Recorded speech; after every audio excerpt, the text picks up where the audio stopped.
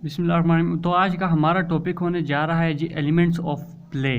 ठीक है, आज के इस टॉपिक में आपको सारे के सारे एलिमेंट्स ऑफ प्ले बताऊंगा। 10 मिनट की वीडियो होगी और सारे के सारे प्ले बताऊंगा, आपको आसानी के साथ समझ में आ जाएगा। बहुत ज़्यादा रिसर्च के बाद ये वीडियो बनी है, बहुत ज़्यादा यूट्यूब की वीडियोज़ देखी, बहुत ज़्यादा पढ़ा है, उसके बाद कहीं जाकर ये वीडियो बनी है। तो वीडियो को इन तक लाजमी देखना। तो एलिमेंट्स ऑफ प्ले, जैसा कि हम लोग को मालूम होगा कि यार प्ले बोलते हैं जी ड्रामा को प्ले ही बोलते हैं। फिर उसके बाद सबसे जो पहला इसका एलिमेंट आ जाता है जी प्ले का, उसे बोलते हैं जी प्लॉट। प्लॉट का लफ्ज़ी मानी आप ले सकते हैं जी, इधर मैंने आपको लिख के भी रख दिया है, कॉपी पेन निकाल दें और साथ साथ लिखना स्टार्ट कर दें। प्लॉट को हम लोग बोलते हैं जी ढांचा, ठीक है कि नहीं है।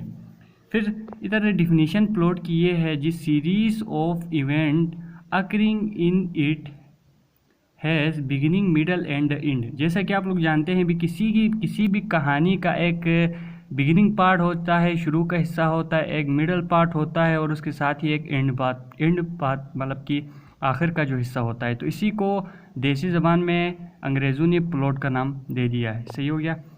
तो अब ये बात तो आपको समझ में आ गई कि यार प्लॉट होता क्या है। अब इसके बाद जो अगला टॉपिक आता है कि इसके स्टेजेस कितने हैं। ये ऑब्जेक्टिव में भी आ सकता है, ये बहुत ही ज़्यादा इंपॉर्टेंट है कि कितने प्लॉट के जो हैं स्टेजेस हैं। तो प्लॉट के 6 स्टेजेस हैं। तो ये स्टेजेस समझने के लिए आपको ये डायग्राम समझना पड़ेगा। सबसे पहले जो स्टार्टिंग का स्टेज होगा उसको आप एक्सपोजिशन बोल सकते हैं या स्टार्टिंग भी बोल सकते हैं। फिर उसके बाद आहिस्ता आहिस्ता क्लाइमेक्स आ जाएगा। जैसा कि आप हॉलीवुड या बॉलीवुड की मूवीज़ देखते होंगे तो क्लाइमेक्स एकदम से नहीं आता, आहिस्ता आहिस्ता आ जाता है। हीरो के साथ कोई गड़बड़ हो जाती है, फिर आहिस्ता आहिस्ता वो गड़बड़ बहुत ज़्यादा बढ़ जाती है। तो वो जो गड़बड़ होने वाला जो आलम होता है उसको हम लोग बोलते हैं जी राइजिंग एक्शन, यानी कि आपका जो फिल्म है अब क्लाइमेक्स की तरफ जा रही है। जो ही आपकी फिल्म में एक अचानक से एक ट्विस्ट आ जाएगा तो उस ट्विस्ट को हम कहेंगे जी क्लाइमेक्स। अब क्लाइमेक्स के बाद आहिस्ता आहिस्ता वो जो ट्विस्ट है वो सॉल्व होना शुरू हो जाएगा, वो प्रॉब्लम आहिस्ता आहिस्ता हल होना शुरू हो जाएगी, तो उसको हम बोलेंगे जी फॉलिंग एक्शन। सही हो गया। फॉलिंग एक्शन के बाद जो ही आपका जो क्लाइमेक्स था, मतलब आपको जो मसला था मूवी के अंदर चल रहा था या ड्रामे के अंदर चल रहा था, वो जो ही ख़त्म हो जाएगा, उस आखिर में जो मूवी एंड हो जाएगी तो उसको हम कहेंगे एंड पार्ट। तो इधर ओवरऑल हो गए जी आपके 6 स्टेजेस। तो ये जो थे ये 6 के 6 स्टेजेस थे जी प्लॉट के। फिर इसके बाद आता है जी करेक्टराइजेशन। करेक्टराइजेशन करेक्टर से निकला है और जिसका मानी है जी किरदार। सही हो गया। तो अब किरदार से ही आप लोग को अंदाज़ा हो गया। तो इस पार्ट में आपको शो होगा पर्सनैलिटीज़। इस पार्ट में ये होगा ना कि आपको जो किरदार हैं उनकी पर्सनैलिटी को दिखाया जाएगा। सही हो गया।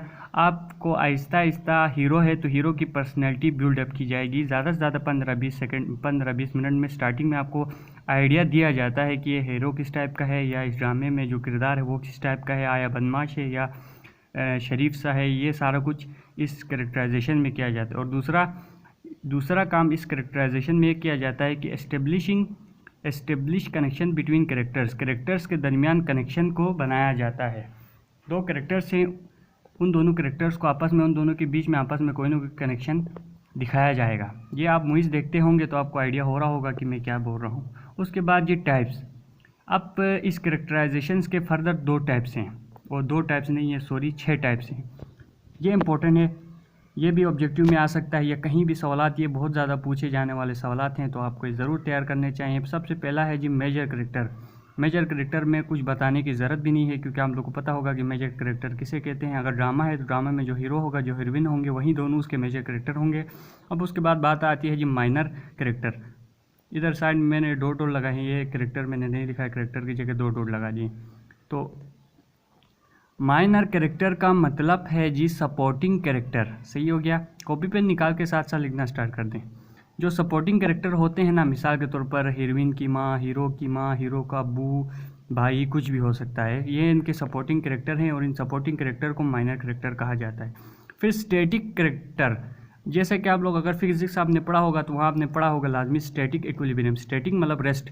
इसी तरह इधर हम इसका मानी ये लेंगे अनचेंज कैरेक्टर, वो कैरेक्टर जो चेंज नहीं होते। स्टार्टिंग में आप लोगों को जिस तरह दिखेंगे, सब्जी वाला दिखेगा, मिसाल के तौर पर एग्जांपल दे रहा हूँ, उसका जो कैरेक्टर होगा ना, क्यूट सा कैरेक्टर होगा तो वो आखिर तक क्यूट ही रहेगा, उसका कैरेक्टर चेंज नहीं होगा। अच्छा कैरेक्टर होगा तो उसका कैरेक्टर आखिरी दम तक अच्छा रहेगा। अगर उसका कैरेक्टर कोई बुरा शो किया होगा स्टार्टिंग में तो आखिर तक बुरा ही रहेगा। अनचेंज कैरेक्टर होगा तो उसे हम कहेंगे स्टैटिक कैरेक्टर। फिर उसके बाद आ जाता है जी डायनेमिक कैरेक्टर। डायनेमिक कैरेक्टर वो कैरेक्टर होता है जो चेंज होता है, सही हो गया, जो स्टैटिक कैरेक्टर से बिल्कुल डिफरेंट होता है और वो कैरेक्टर जो चेंज होता रहता है उस कैरेक्टर को हम कहेंगे डायनेमिक कैरेक्टर। मतलब कभी अच्छा, कभी बुरा, कभी अजीब सा, कभी क्यूट सा, कभी गुस्से वाला, इस तरह का अजीब अजीब से कैरेक्टर अगर एक ही बंदा अजीब अजीब से कैरेक्टर शो कर रहा है तो उस कैरेक्टर को हम लोग कहेंगे जी डायनेमिक कैरेक्टर, सही हो गया। तो अब इसके बाद आता है जी फ्लैट कैरेक्टर। फ्लैट कैरेक्टर के नीचे में लिखा है प्रेडिक्टेबल, यानी कि वो कैरेक्टर जिसकी बातों से आपको अंदाज़ा हो जाए कि यार ये कैरेक्टर आगे जाके क्या करेगा, एडवांस जिसके बारे में आपको अंदाज़ा हो जाए उस कैरेक्टर को कहेंगे जी फ्लैट कैरेक्टर, सही हो गया। और जिस कैरेक्टर के बारे में आपको कुछ पता ना चले यार, मतलब एक अनएक्सपेक्टेड काम करता हो, जो कैरेक्टर किसी भी प्ले में अनएक्सपेक्टेड काम, मतलब अजीब व गरीब किस्म के काम करता हो जिसके बारे में आपको अंदाज़ा तक ना हो स्टार्टिंग में, तो उस कैरेक्टर को कहेंगे जी अनप्रिडिक्टेबल कैरेक्टर। मिसाल के तौर पर अगर हीरो कहीं जा रहा है, अचानक से कोई एक और कैरेक्टर उससे टकरा जाता है, शुरू में बड़ा प्यारा सा नज़र आता है उसको, लेकिन आखिर में जाके वही कैरेक्टर ही हीरो का मर्डर कर देता है, तो उस कैरेक्टर को हम कहेंगे जी अनप्रिडिक्टेबल कैरेक्टर, सही हो गया। तो इसके बाद ये अगला जो एलिमेंट्स ऑफ प्ले है उसमें है जी डायलॉग। डायलॉग का लफ्ज़ी मानिए बातचीत करना, सही हो गया।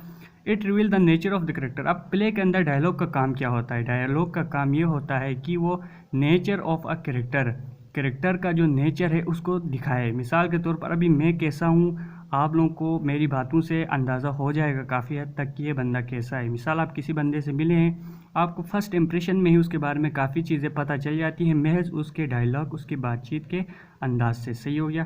तो प्ले में भी इसका डायलॉग का यही काम होता है। कॉपी पेन निकाल के साथ साथ लिखें it reveal nature of character, सही हो गया। और ये दूसरा काम ये करता है कि ये जो कैरेक्टर है उसके बारे में इम्पोर्टेंट इंफॉर्मेशन भी देता है साथ ही साथ, सही हो गया। अगर आप प्ले देख रहे हैं, आपको कोई इंपॉर्टेंट बात पता चली, जाहिर सी बात है वो मुकालमों की शक्ल में आपको पता चलेगी, किसी और तरीके से तो पता नहीं चल सकती, सही हो गया। इसके बाद इसके भी डायलॉग के भी दो टाइप्स होते हैं, ठीक है।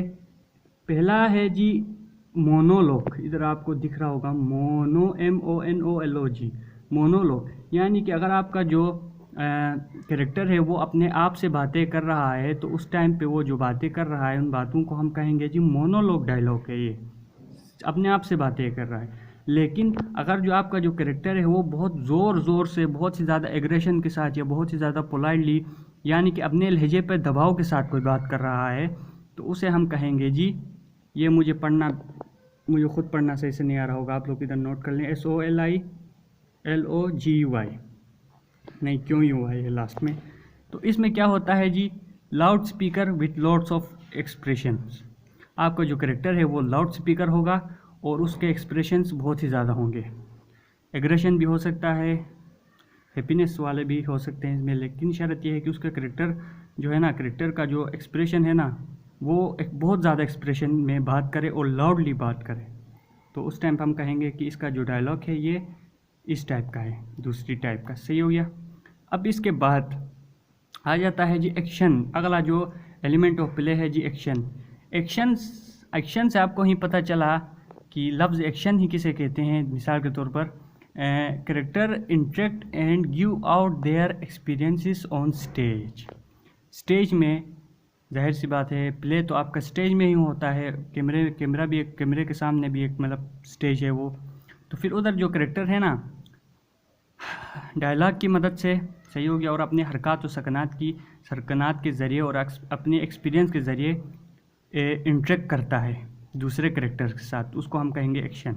आप अपने अल्फाज में भी लिख सकते हैं, मेरे से बेहतर लिख सकते हैं, यकीनन आपका भी दिमाग होगा, तो अपना दिमाग भी इस्तेमाल करना है, जो मैंने बताया उस पर टिक नहीं रहना, सही हो गया। उसके बाद आ जाता है जी सेटिंग। ये अगला एलिमेंट ऑफ प्ले है, setting. Total element of play 1 2 3 4 5 6 7 8 हैं, सही हो गया। अभी हम पहुँचे 5वें में। सेटिंग के अंदर जी पहला है जी background, timing, weather, surrounding, society, culture. ये सारी चीज़ें दिखाएंगे सेटिंग में। सिंपल है, बस ये सारी चीज़ें रटा मार के याद करो। Background, timing, weather, surrounding, society या कल्चर, ठीक है। और उसके बाद जी स्टेज डायरेक्शन, ये डायरेक्टर से निकला है। डायरेक्टर का जो काम होता है वही स्टेज डायरेक्शन कहलाता है। फॉर एग्जांपल डायरेक्टर का काम क्या होता है, डेवलपमेंट ऑफ कैरेक्टर की डेवलपमेंट करना by providing set lighting music and costumes, अच्छे कॉस्ट्यूम बनाना, अच्छा बैकग्राउंड म्यूजिक देना, लाइटिंग करना और कैरेक्टर इसी चीज़ों के ज़रिए कैरेक्टर को डेवलप करना कि अच्छा लगे देखने वाले को।